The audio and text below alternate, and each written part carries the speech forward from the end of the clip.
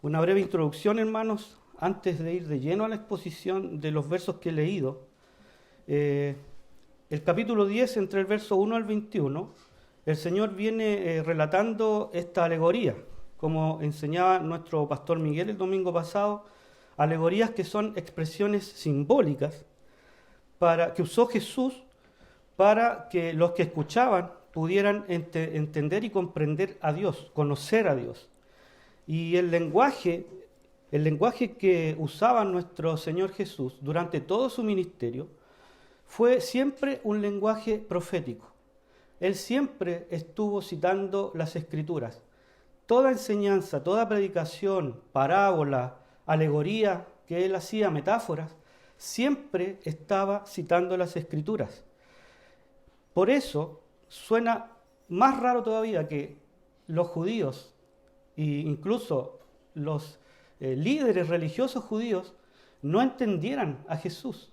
Se supone que ellos debían ser conocedores de las Sagradas Escrituras, pero igual no entendieron a Jesús.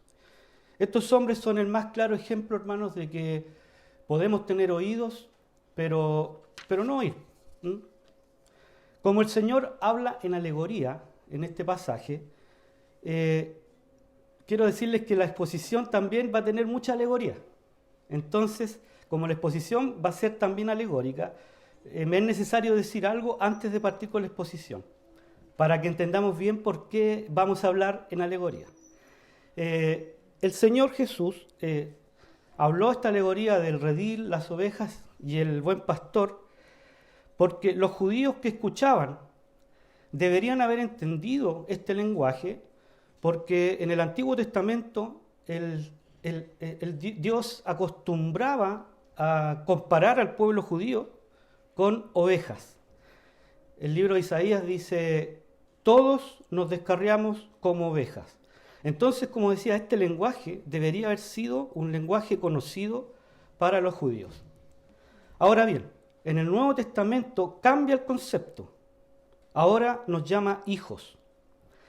Eso no quiere decir, hermanos, que por ser hijos, cuando el Señor sale a nuestro encuentro, no nos encuentra igual que las ovejas. Nuestra condición va a ser igual que las ovejas cuando el Señor nos encuentre. Vamos a ser tercos, poco astutos, poco inteligentes, cortos de vista.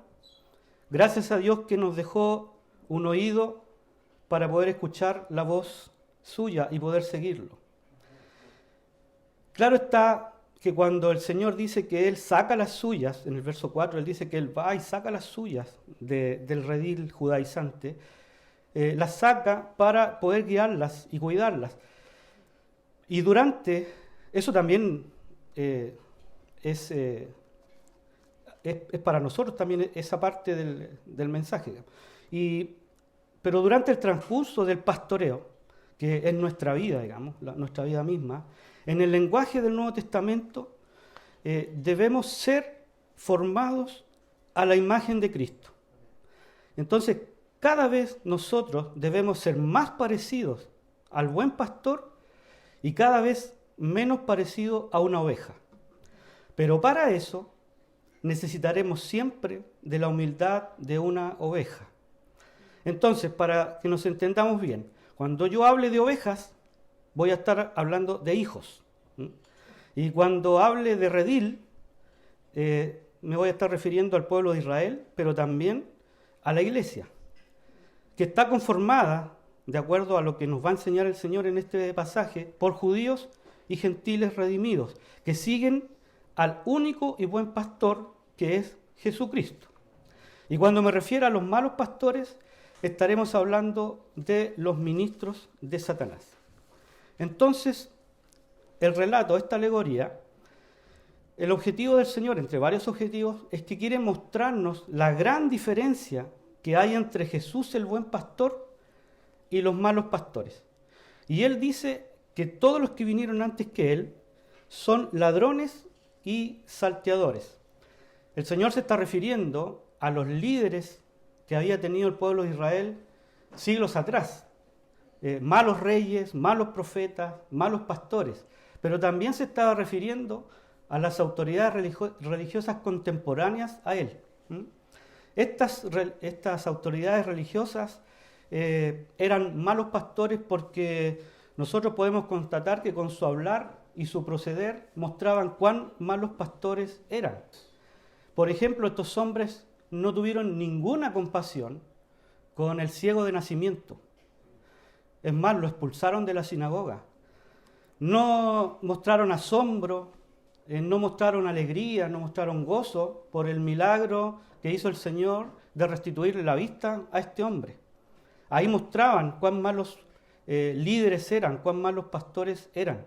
Y el Señor, por medio de esta alegoría, les va a mostrar a estos pastores el fracaso que ellos tuvieron al pastorear el pueblo. Y también el Señor, por medio de esta alegoría, va a confirmar lo que fue dicho en el Antiguo Testamento, específicamente en el libro de Ezequiel, donde dice que sería el mismo Dios que intervendría para salvar las ovejas. Entonces es en este contexto que Jesús nos va a mostrar de manera extraordinaria cómo el buen pastor trata a los verdaderos creyentes, que los sacaría del redil, por ejemplo a los judíos, del redil judío judaizante, y los llevaría a su redil, al redil del buen pastor. Y también la alegoría afirma que el Señor tiene ovejas que no son del redil israelita y que también debe traerlas. Y ya está dando luces el Señor aquí, cómo iba a estar conformada su iglesia. Entonces el Señor usa la figura del redil y el pastoreo, como decía nuestro pastor el domingo pasado, porque esta actividad era cotidiana, era muy conocida por todos los judíos de la época. Ellos sabían que las ovejas no podían quedar desamparadas, que no podían quedar indefensas y que se extraviaban fácilmente. Por eso necesitaban de un pastor para que las guiara y las cuidara. Y por lo que dije recién, las ovejas no se destacan por ser muy astutas o inteligentes, sí son humildes. Y nuestro pastor Miguel también nos decía el domingo pasado de que ellas tienen un instinto muy particular, que tienen un excelente oído para escuchar la voz de su pastor y no escuchar la voz de los extraños. Y tenían que tener cuidado. En esta alegoría se desprende de que había muchos peligros en la época que vivió Jesús, en la época que vivían estos judíos, porque en el alrededor del Jordán habitaban fieras.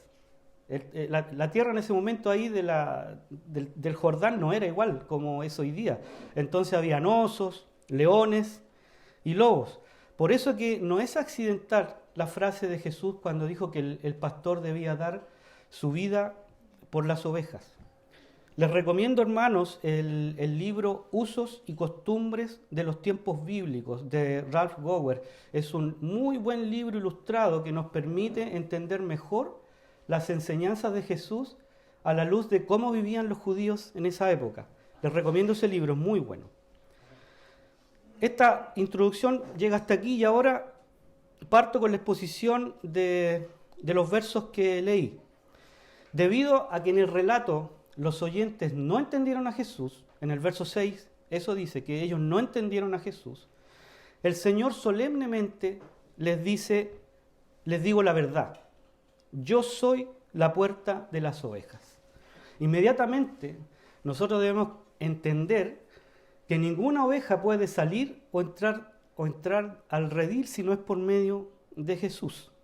Y él usó esta figura de la puerta porque literalmente el pastor era la puerta, porque el redil no tenía las puertas que nosotros conocemos hoy. A veces lo que hacían en la puerta del redil, una enredadera con espinos para dificultar la salida o la entrada al redil. Pero lo que siempre ocurría era que el pastor dormía atravesado a la puerta. Entonces nadie podía entrar o salir del redil si no pasaban por él. Por eso literalmente el pastor era la puerta. Jesús continúa esta alegoría y dice que todos los que vinieron antes que él eran ladrones y bandidos. Lo dije anteriormente. Estos eran malos líderes, falsos líderes que guiaron al pueblo de Israel y que estaban guiando en ese momento que el Señor estaba viviendo aquí en la tierra. Estos ladrones y bandidos no entraron por la puerta, dice el Señor. que saltaron los muros. Eran unos bandidos que a escondidas entraban al redil para atacar al rebaño. En el fondo estos hombres eran enemigos del rebaño, realmente eran una amenaza para el rebaño. Porque, como hemos podido ver desde el primer capítulo del Evangelio de Juan, estos hombres, estos falsos pastores, los fariseos, no tenían una pizca de espiritualidad para poder juzgar correctamente los hechos. Eso es lo que hemos venido viendo durante la exposición del Evangelio de Juan.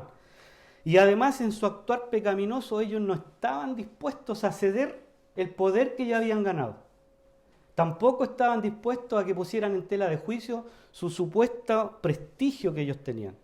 Y estos malos líderes, entonces, lo que habían hecho era adueñarse del redil, maltratar al pueblo y dar la muestra de que ellos parecían pastores, pero no eran pastores, eran falsos pastores, porque a ellos no les importaba el pueblo. De hecho, usaban sus posiciones de liderazgo para aprovecharse del pueblo. Ahora, no solo estos judíos eran así, esto también es extensivo para todos los que quieran robarle la gloria a Cristo. También son unos ladrones y unos bandidos. Todos los que quieran enseñar que hay muchos caminos para llegar a Dios y niegan la deidad de Jesús, también son unos ladrones, son unos bandidos, son enemigos del rebaño. Estos hombres podían haber sido un ejemplo de bien cuando comenzaron para el pueblo, pero su arrogancia los transformó en hombres corruptos.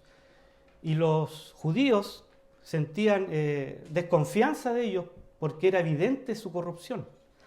Al contrario de estos hombres, hermano, al contrario de estos hombres, Jesús era, es y seguirá siendo el único digno de confianza. Y el Señor, mientras desarrolla la alegoría, ingresa otro personaje en su relato, y Él los llama asalariados. Nosotros podríamos decir también contratados. Estos hombres también eran un símbolo de los malos líderes judíos, pero también es extensivo a todos los falsos pastores.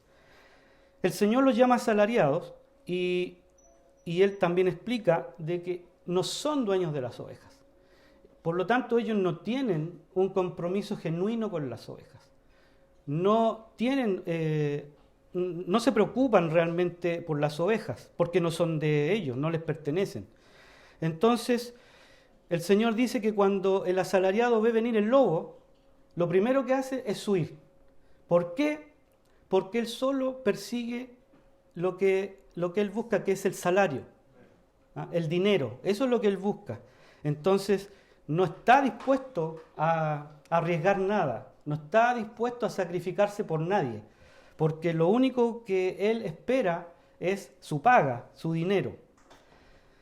¿Qué debemos entender de esto, hermanos?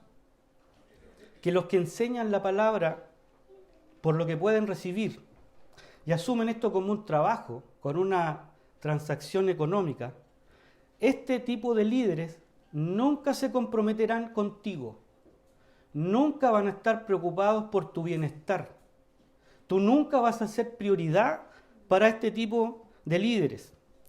¿Por qué? Porque ellos están ahí por ganancia material.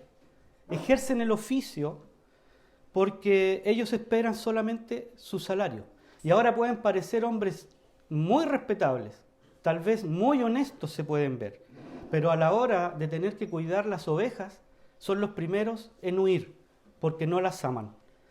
El apóstol Pedro, en una de sus cartas, le dice a los que tienen ovejas a su cargo, cuiden del rebaño que Dios les ha encomendado. Esa es la labor de un pastor, no como lo hacían los asalariados. La labor del pastor es cuidar las ovejas o el rebaño que el Señor le encomendó. Y el Señor, en su exposición, cuando habla de los asalariados, dice que cuando Él ve venir el lobo, huye. Entonces, el lobo debemos entender que también es un enemigo del rebaño y un muy peligroso enemigo del rebaño, porque el lobo siempre está al acecho. Las 24 horas del día, los 7 días de la semana, el lobo siempre está al acecho. No sé si han visto ustedes esos documentales donde muestran cómo estos animales actúan para acechar la presa.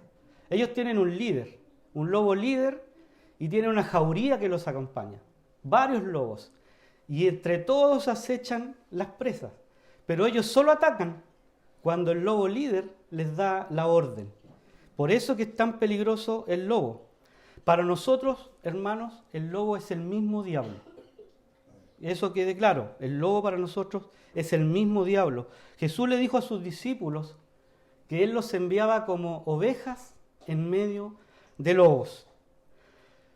Pero el lobo, hermanos, no siempre parece lobo. Y ese es el problema. Porque el lobo tiene una habilidad, y eso lo dicen las Escrituras, el lobo tiene una habilidad para vestirse de oveja. El lobo tiene esa habilidad para disfrazarse de oveja. Y de esa manera ingresa al rebaño y se mimetiza con el resto de las ovejas, como que pasa desapercibido. Pero él entra al rebaño para en el momento más oportuno atacar y disgregar las ovejas, para que sea más fácil atraparlas y llevárselas. Así actúa el lobo. Pero no me van a creer ustedes, hermanos, que el lobo vestido de oveja, disfrazado de oveja, cuando las ovejas salen a predicar el Evangelio, el lobo vestido de oveja va a predicar el Evangelio con las ovejas. Y a veces el lobo vestido de oveja predica mejor que las ovejas. Sabe más teología que las ovejas. Parece gracioso, pero es verdad. El Señor lo dice. En Mateo registra en el capítulo 7, en el verso 15, que Jesús dice: cuidado de los falsos profetas que vienen a vosotros con vestidos de ovejas. Falsos profetas, falsos predicadores. El lobo para atacar el rebaño hace eso. Profetiza, predica. La intención del lobo es guiar al rebaño. A eso es lo que aspira. Guiar el rebaño y en el momento justo atacar el rebaño y disgregarlo. Pero Jesús dijo que estos vestidos de oveja por dentro son lobos rapaces. Tenemos que estar siempre atentos, hermanos, a estos lobos vestidos de oveja que se inmiscuyen en el rebaño del Señor. Pablo, en el libro de Hechos, el capítulo 20, el verso 29, Pablo se despide de sus hermanos antes de irse a Jerusalén. Y les dice: sé que después de mi partida vendrán lobos rapaces entre vosotros que no perdonarán al rebaño. Lobos rapaces entre vosotros. El lobo no anda, el lobo se viene a meter al rebaño, entre vosotros, dice Pablo.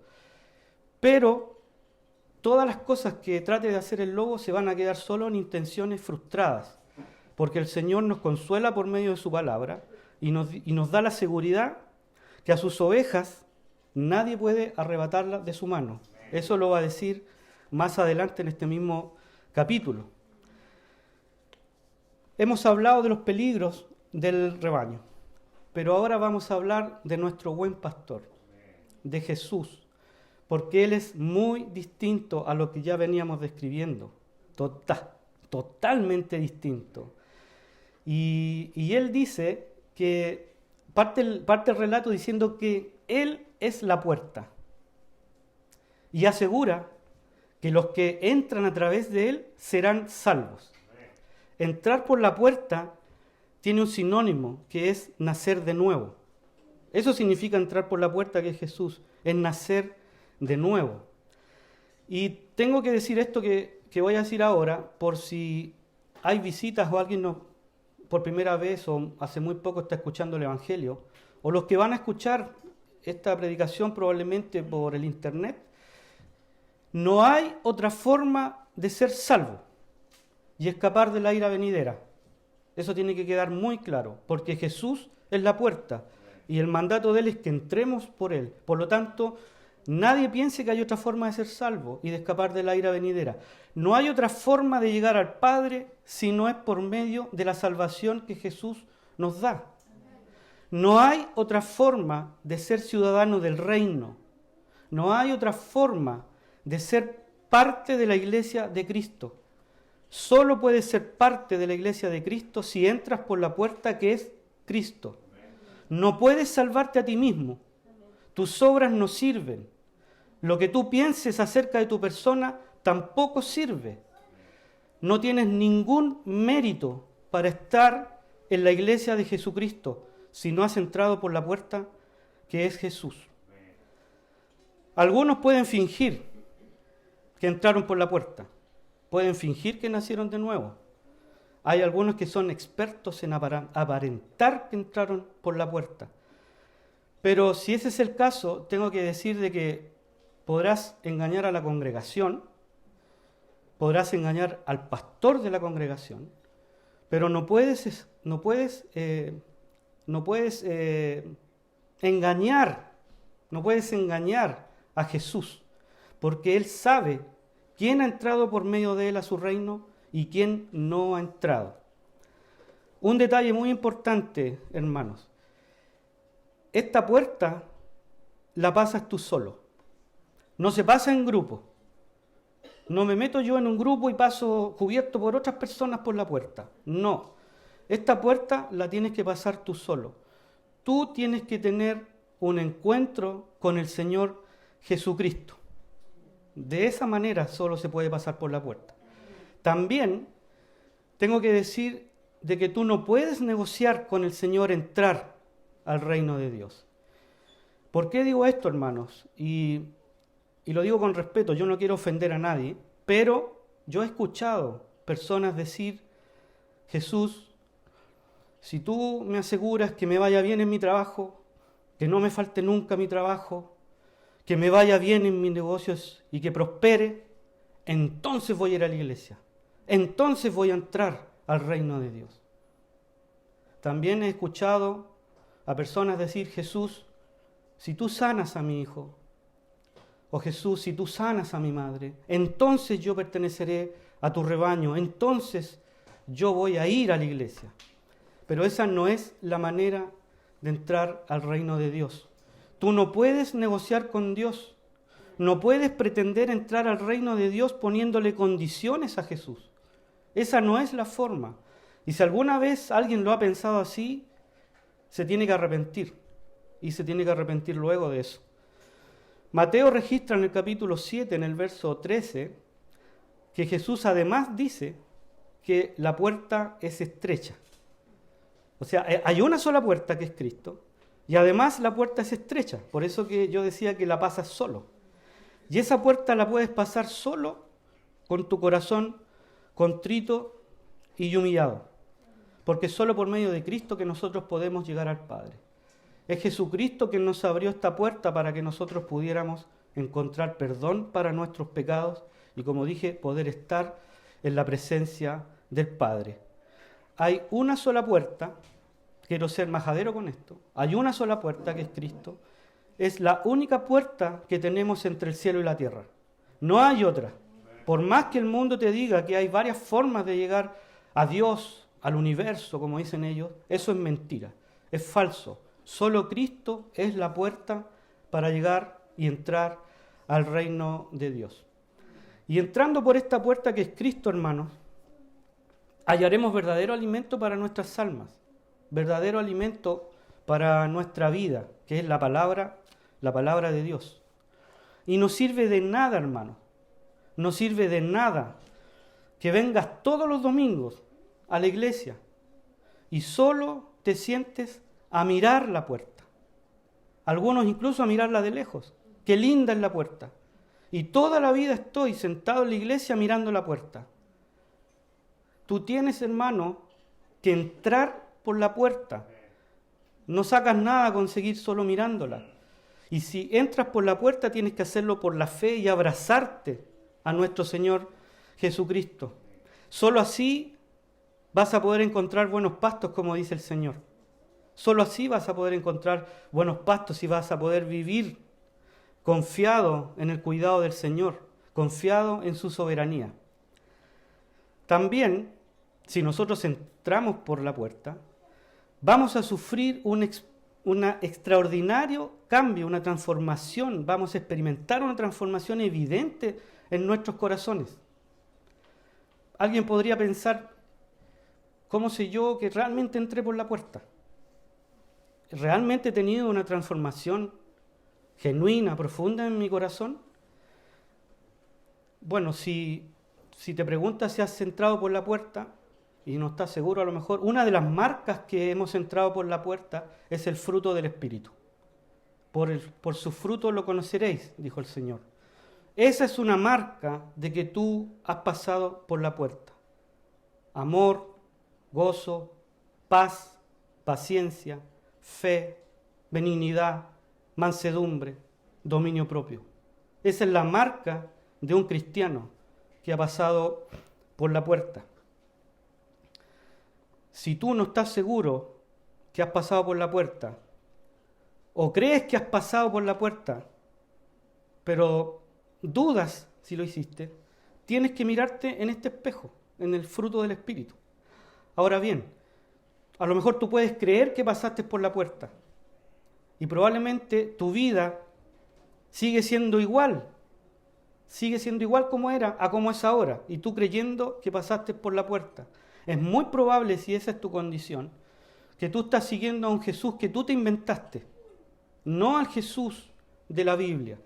Y como tú te inventaste un Jesús, un ídolo, tú crees que puedes entrar de la forma que tú quieras entrar.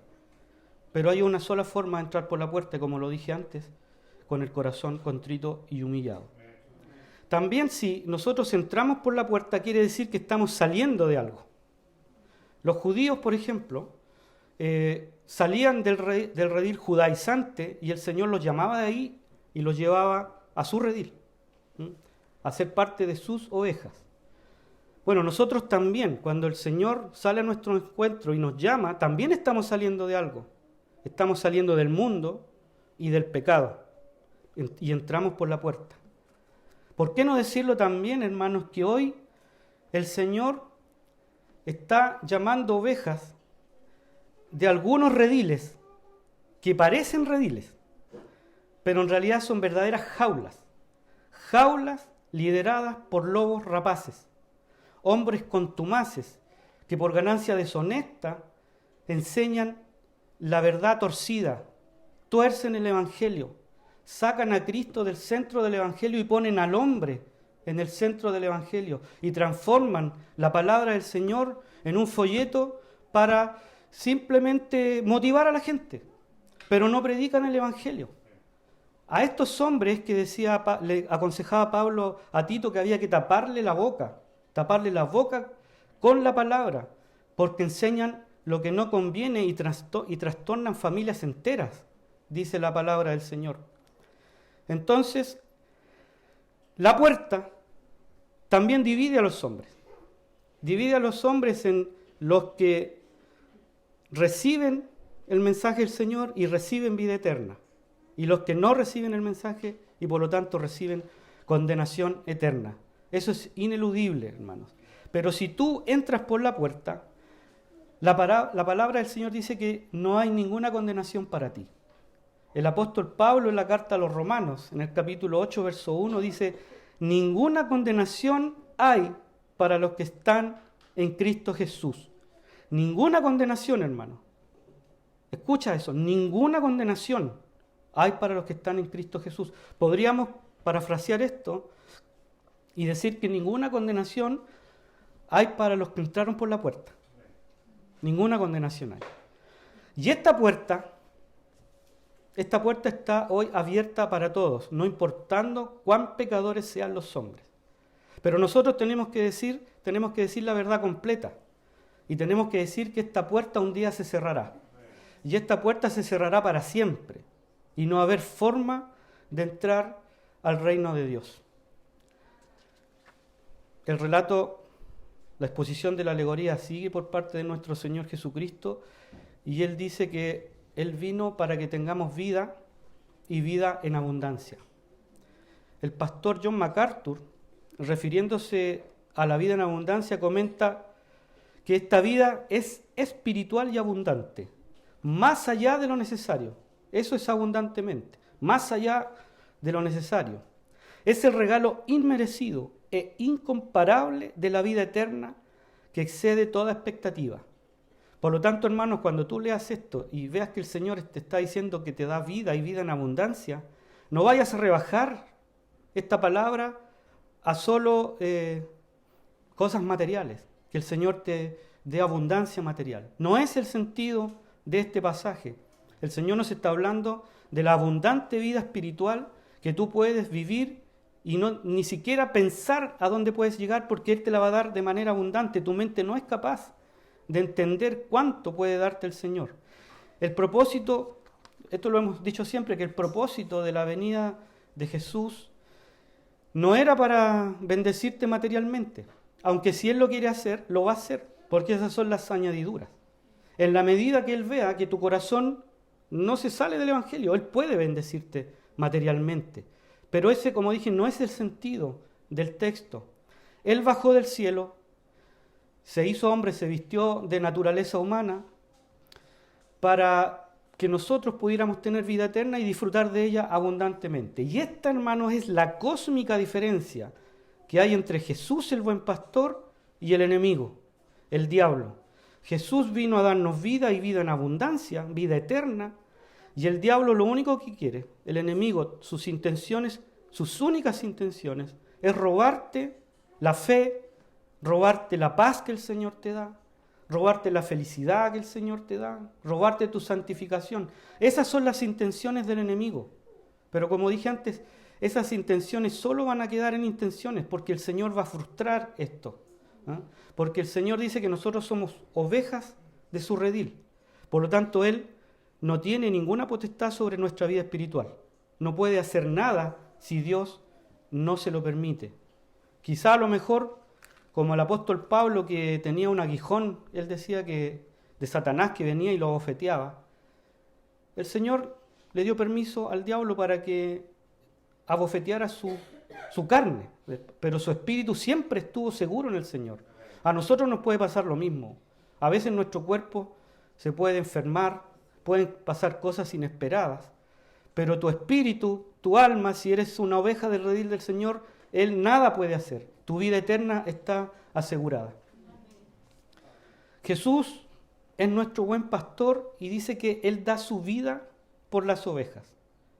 Jesús no solo vino a darle vida a las ovejas, Él vino a dar su vida por las ovejas.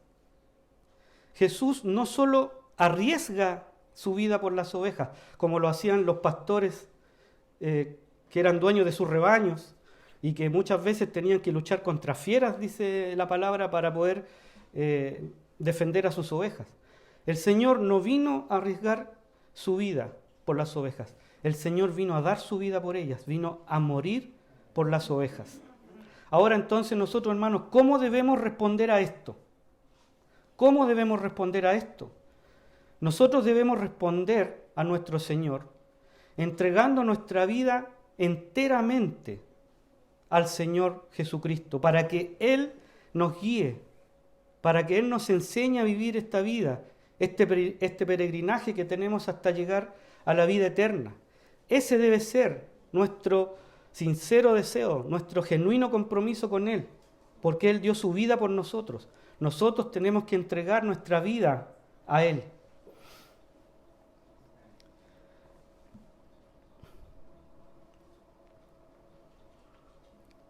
El buen pastor, hermanos, es una figura muy tierna del Señor. Quizá una de las figuras más tiernas en las Escrituras para referirse de Jesús, el buen pastor. En Isaías dice que Él lleva a las ovejas aquí cerca de su corazón.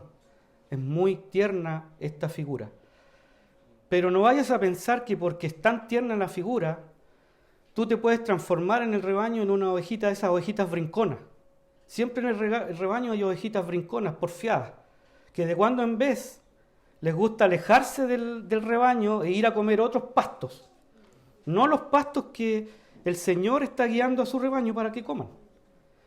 A veces son tan brinconas estas ovejitas, tan porfiadas, que a veces quieren caminar en sentido contrario del rebaño, no en la dirección que los lleva el buen pastor. Si ese a lo mejor es tu caso, o ha sido tu caso, o puede ser tu caso, recuerda que el pastor lleva una vara y un cayado. Y si tiene que corregirte, te va a corregir. Y tampoco no olvides nunca, hermano, que el buen pastor también es el Rey de Reyes y Señor de señores. Nunca te olvides de eso. Él es tu buen pastor, el Rey de Reyes y Señor de señores. Y Él dice que conoce a sus ovejas y que ellas le conocen a Él. Este conocer se refiere a una relación íntima que se traduce en amor. Eso quiere decir que Él conoce. Entonces nosotros podríamos decir que Él ama a sus ovejas y sus ovejas lo aman a Él. Y Él conoce a sus ovejas tan bien que anteriormente decía que Él las llama por su nombre. Nuestro pastor Miguel nos estuvo hablando el domingo pasado de esto. Y esto es maravilloso, es extraordinario y asombroso. Que Él te conozca, que nos conozca cada uno de nosotros y nos llame por nuestro nombre. Nosotros deberíamos asombrarnos de eso, hermanos, porque a pesar de que Él nos conoce, tal como nosotros somos, Él no nos desprecia y no nos desecha, no nos rechaza. Este conocer de Jesús con sus hijos tiene mucho que ver con el Salmo 139. ¿Recuerdan el Salmo 139 que David escribió que el Señor lo rodea por delante y por detrás y que Él a donde se vaya no se puede esconder porque Dios está en todos lados con Él y que incluso cuando Él va a hablar, el Señor ya sabe lo que iba a decir? A este conocer se refiere Jesús con sus hijos. Algunos leen el Salmo 139, hermanos, y se le ponen los pelos de punta. Incluso algunos se aterran leyendo el Salmo 139, pero es porque lo leen con mala conciencia. Porque si usted sabe que es una oveja redimida por el Señor, sus pecados han sido lavados por la preciosa sangre de nuestro Señor, usted tiene que leer el Salmo 139 con el mismo espíritu que lo escribió David. David escribió este salmo para describir el conocimiento admirable de Dios que tiene con nosotros. Por lo tanto, eso en nosotros debe producir una reverente admiración.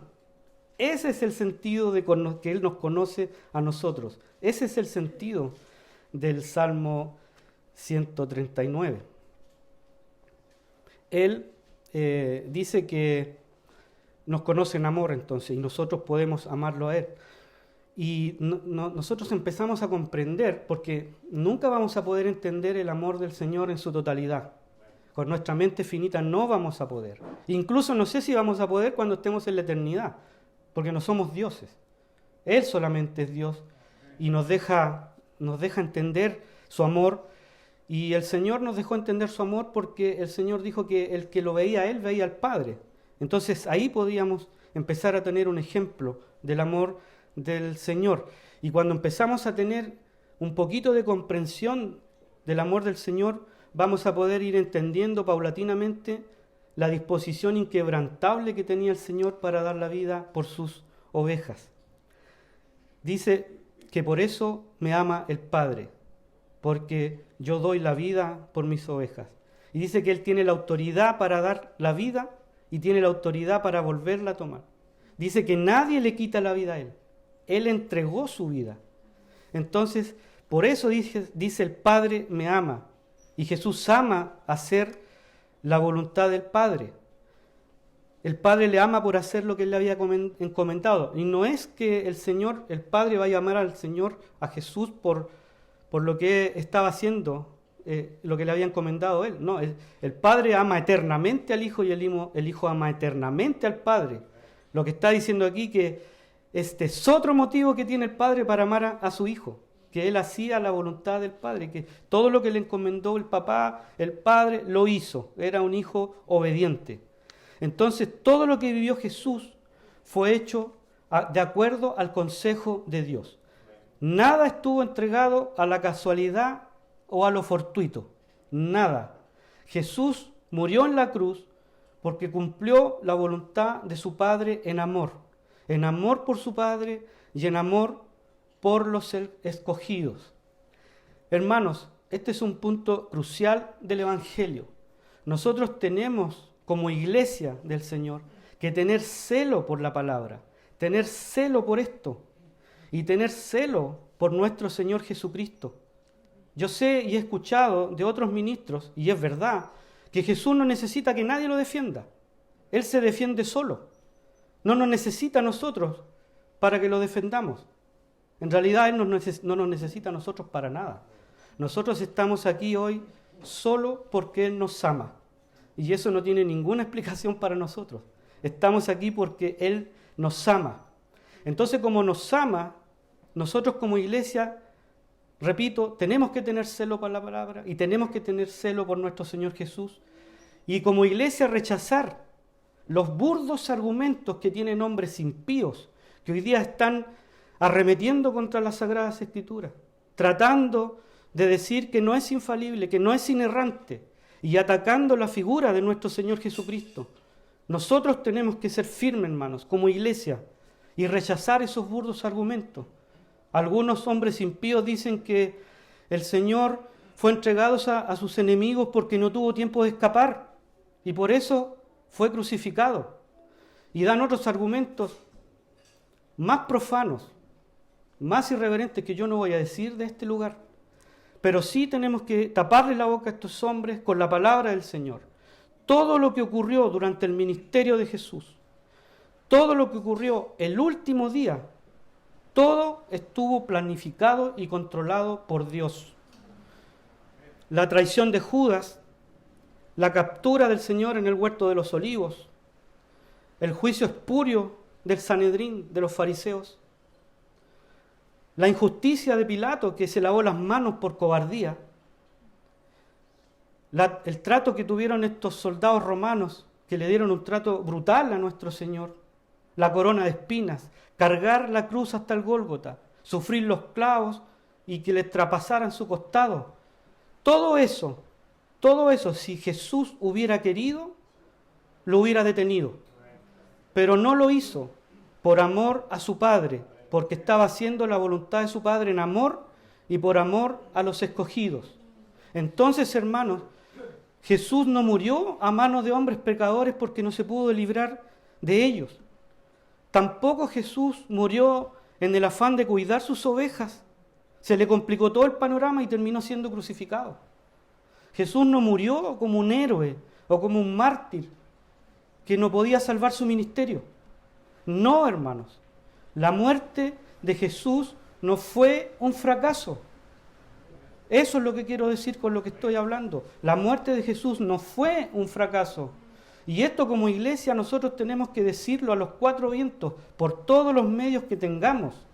Porque ese hombre que está sentado en el Vaticano se atrevió a decir que la muerte de Jesús era el más grande derrota de Dios. Eso se atrevió a decir ese hombre blasfemo. Nosotros tenemos que contestarle a estos hombres con la palabra. Y voy a darme un minuto para leer Colosenses capítulo 2, verso 13 al 15, para que le quede bien claro a estos hombres impíos que quieren desfigurar la figura de nuestro Señor. Dice: y vosotros, estando muertos en pecado y en la incircuncisión de vuestra carne, os dio vida juntamente con Él, perdonándoos todos los pecados, anulando el acta de los decretos que había contra nosotros, que nos era contraria, quitándola de en medio y clavándola en la cruz, y despojando a los principados y a las potestades, los exhibió públicamente, triunfando sobre ellos en la cruz. Triunfando sobre ellos en la cruz. Bendito sea el nombre de nuestro Señor, hermano. Con la palabra es que tenemos que taparle la boca a estos impíos. Jesús tenía el poder, la autoridad para dar su vida y también para volverla a tomar. Los judíos vieron que con la muerte de Jesús era una clara muestra de que Él no era un enviado de Dios, que Él no era el Mesías. Pero se equivocaron, porque Dios en su amor, el tercer día, resucita nuestro Señor Jesucristo. También por amor a su Padre. Entonces, la obra de Jesús en la cruz queda completa con su resurrección. Y es por el poder de su resurrección que nosotros también tenemos la esperanza que un día vamos a probar también del poder de la resurrección. Si el Señor no viene antes y nos toca partir de este mundo, hermano, un día vamos a probar el poder de la resurrección. Por eso, hermano, nosotros no tenemos que tenerle miedo a la muerte. Si tú oíste la voz del buen pastor, si entraste por la puerta y te has dejado guiar por él en obediencia, un día resucitarás. Y definitivamente, hermanos, podrás ver la gloria de Dios, la gloria de nuestro Salvador. Y ya no habrá más lágrimas, solo gozo en el Señor, hermano. Pero como dije anteriormente, tengo que decir la verdad completa. Porque en esta iglesia se enseña el Evangelio, se enseña la verdad. En Coronel y en Concepción y en San Carlos. No se le quita nada al Evangelio y no se le pone nada al Evangelio. Enseñamos la verdad como es. Por eso que es necesario decir que si los hombres no se arrepienten de sus pecados, si continúan viviendo de espaldas a Dios toda su vida, igual un día van a resucitar, si es que les toca partir. Igual un día van a resucitar, pero lamentablemente van a resucitar para condenación eterna. Porque, hermanos, no hay punto intermedio aquí. Como ha enseñado nuestro pastor anteriormente, no hay limbo, no hay purgatorio, no hay punto intermedio. O se es o no se es.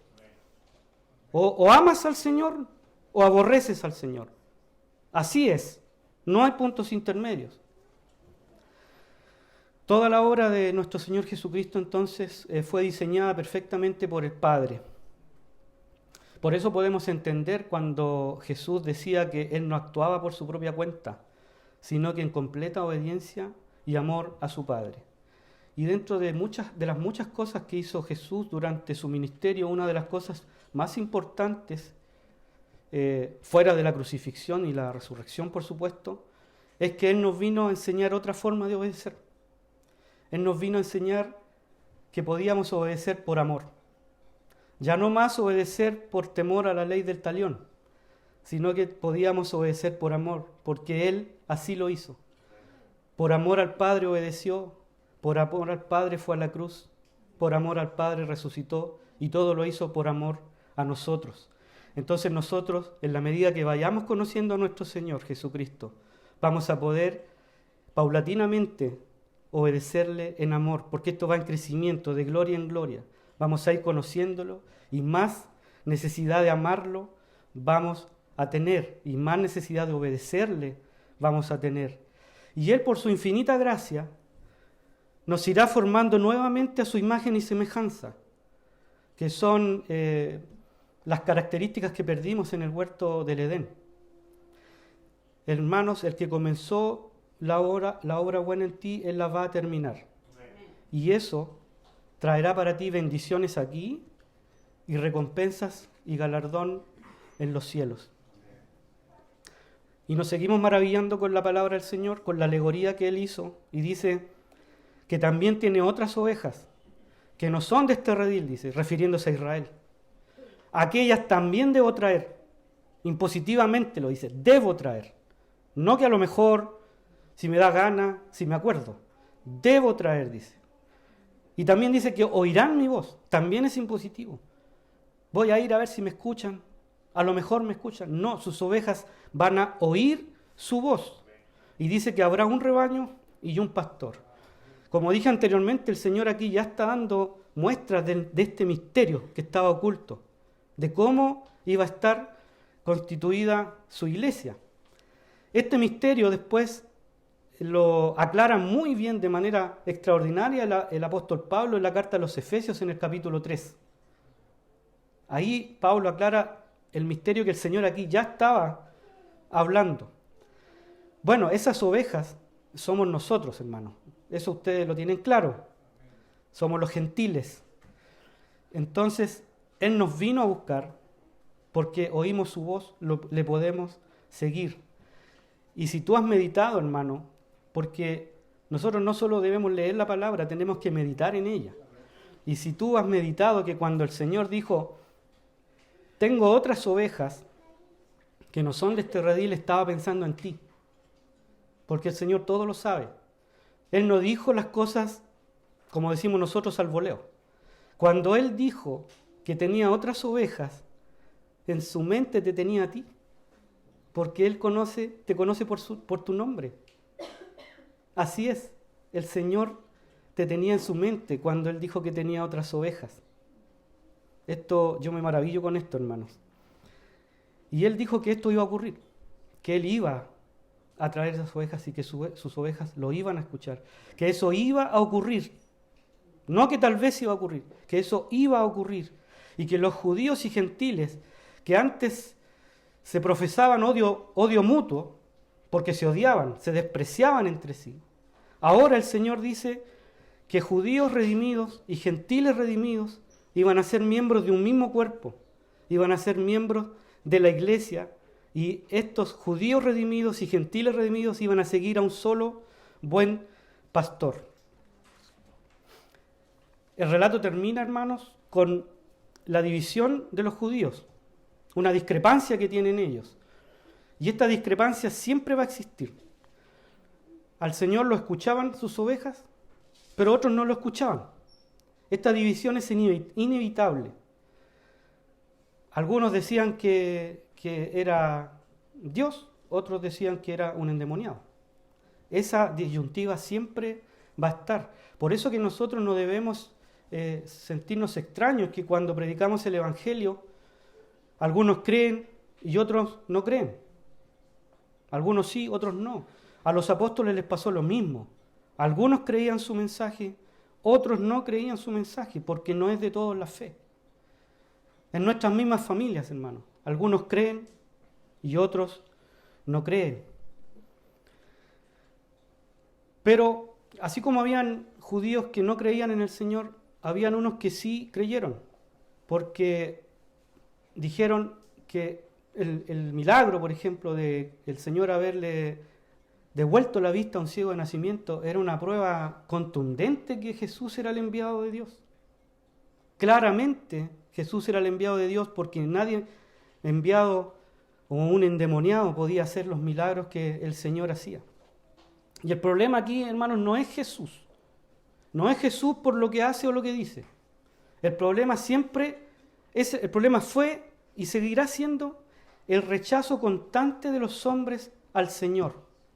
Ese es el problema, lo que acabo de decir, de que algunos creen y otros no creen.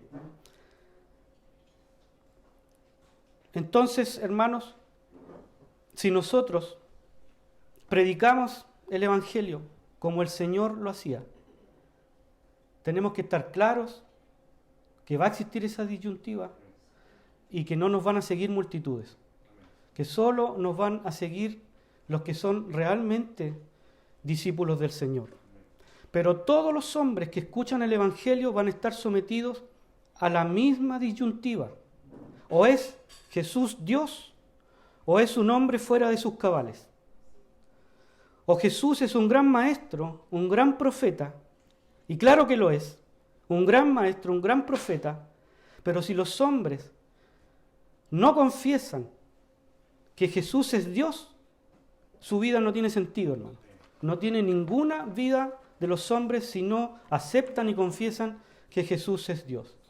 Y podrán vivir su vida aquí muy bien, disfrutando de abundancia, viajando, comiendo, bebiendo, bailando, saltando. Pero lamentablemente bailando y saltando se van a ir al infierno. Lamentablemente. Pero tú, hermano, si eres del lado que los que ha creído, eres del lado de los que ha oído la voz de su pastor y has entrado por la puerta y lo sigues a él en obediencia, eleva tu gratitud, hermano, al Señor. Y como el ciego de nacimiento que fue curado, que le fue devuelta la vista, póstrate delante del Señor y adóralo. Porque es solo por su gracia que pudiste oír la voz del buen pastor. Pudiste oír la voz del buen pastor, pudiste entrar al rebaño, salir, seguirle, santificarte y descansar, hermano, porque estarás seguro que nada te faltará y que sobre delicados pastos y junto a aguas tranquilas el buen pastor te pastoreará. Para terminar, hermanos, quiero hacerle 3 preguntas. Voy a ser bien honesto con ustedes. Estas preguntas me confrontaron mucho a mí. Y yo espero que estas preguntas también los confronten a ustedes. Las 3 preguntas van en la misma dirección. Pero quiero quedar seguro que si con la primera pregunta no te quedó del todo claro, que la segunda te clarifique un poco más. Pero si con la segunda tampoco quedaste muy claro, la tercera sí debería dejarte bien claro, aclarar bien tu situación con el buen pastor. ¿Oíste la voz del buen pastor? Entonces tienes la urgente necesidad de entrar por la puerta y unirte al rebaño y caminar tras el buen pastor. Si entraste por la puerta que es Cristo, ¿tienes la intención genuina de rendir tu vida al buen pastor? ¿O te es cómodo ser un espectador dominical sin compromiso, sin que te comprometas con el Señor? Sabiendo que Jesús es nuestro buen pastor, te pregunto, ¿cuánto de ti, cuánto de lo que eres, estás dispuesto a dar por amor al buen pastor que dio su vida por ti? Oremos, hermanos. Padre eterno, estamos en tu presencia, Señor, y podemos hacerlo solo por el precioso nombre y obra de nuestro Señor Jesucristo. Te damos gracias, Señor, por tu palabra. Te damos gracias, Señor, por mostrarnos que eres nuestro buen pastor y que nos está guiando a la vida eterna. Permite, Señor, que tu Santo Espíritu gobierne nuestros corazones y ponga en nosotros la genuina intención de seguirte para poder anunciar tu evangelio, Señor, para poder invitar a otros al rebaño, para que también te conozcan, Señor. Te damos gracias en esta mañana por tu palabra. Ayúdanos, Señor, a vivir por ella, para que nosotros tengamos también aquí, en esta vida, consuelo y dirección. Todos los días que tú quieras que nosotros estemos aquí, hasta cuando nuestro reloj se detenga, Señor, y partamos a tu presencia. Tú serás nuestro buen pastor. Padre, oro en el precioso nombre de Jesús, nuestro Señor y Salvador. Amén.